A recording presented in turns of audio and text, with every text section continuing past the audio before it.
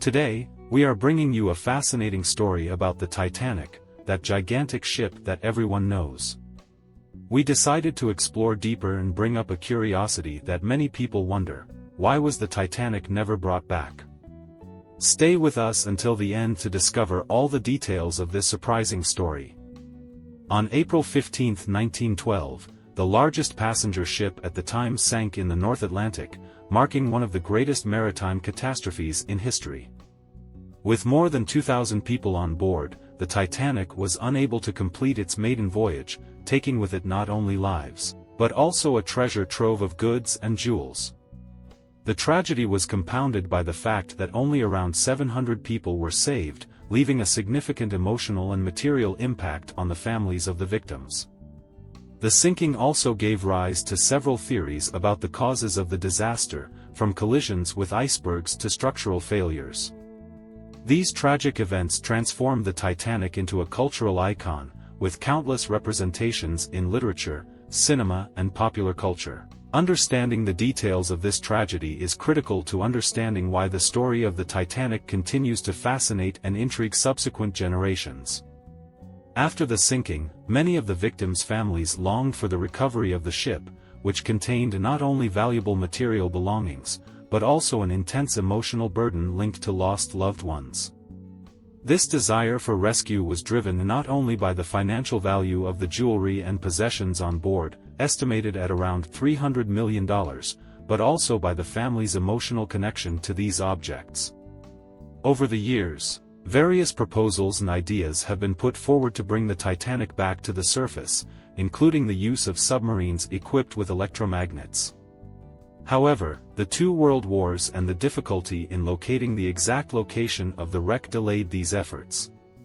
Even when the location was finally confirmed in 1985, the ship's advanced deterioration on the ocean floor made its recovery impractical. After its sinking in 1912, the ship's exact location remained unknown for decades. The difficulty in finding the Titanic was related to the vastness of the North Atlantic Ocean, where the ship sank, making it a real challenge to coordinate search efforts. The considerable size of the ship, which was almost 300 meters long, further complicated the precise location. Despite some initial efforts, such as radio operators sending approximate coordinates, the Titanic could not be found immediately. The vast ocean and lack of appropriate technology contributed to the delay in locating. It was only in 1985, thanks to the use of advanced technology such as the Argo underwater vehicle, that the wreckage of the Titanic was found. The exact location of the ship revealed that the wreckage was spread over an area of 1,700 square meters, at a depth of almost 4,000 meters. This discovery was crucial to understanding the ship's position and condition after more than 7 decades submerged. The wreckage revealed that the Titanic had broken in half during the sinking, and significant portions of the hull were buried in the ocean floor. The front part, known as the beak of the ship, was 800 meters away from the central section. This division explained the complexity of the search, as the ship did not sink as a single piece, making its precise location difficult. Furthermore, among the wreckage were objects that told the story of life on board, such as dishes, candlesticks and other artifacts, some of which were surprisingly well preserved. However, the ship's hull was deteriorated due to the time it spent underwater, presenting a condition that made it impossible to recover without causing irreparable damage. After the discovery in 1985, several proposals to rescue the ship emerged, motivated by the desire to recover the valuable items on board and historical curiosity. Among the suggestions was the use of submarines equipped with electromagnets, trying to lift the ship from the bottom of the ocean. However, the attempts faced considerable logistical and technical challenges. The Titanic was deeply deteriorated, corroded by the action of time and water, making any rescue effort risky.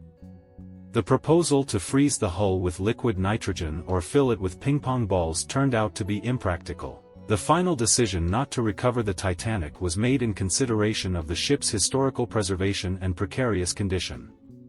Scholars concluded that any attempt to bring it to the surface would result in the hull breaking into multiple pieces. The ship was then left at the bottom of the ocean, becoming a UNESCO-protected heritage site in 2012. Don't forget to share this video with your friends and family. Share this unique story and subscribe on the channel so you don't miss any exclusive content. If you liked it, leave a like and share on social media. Your participation is essential for the growth of the channel.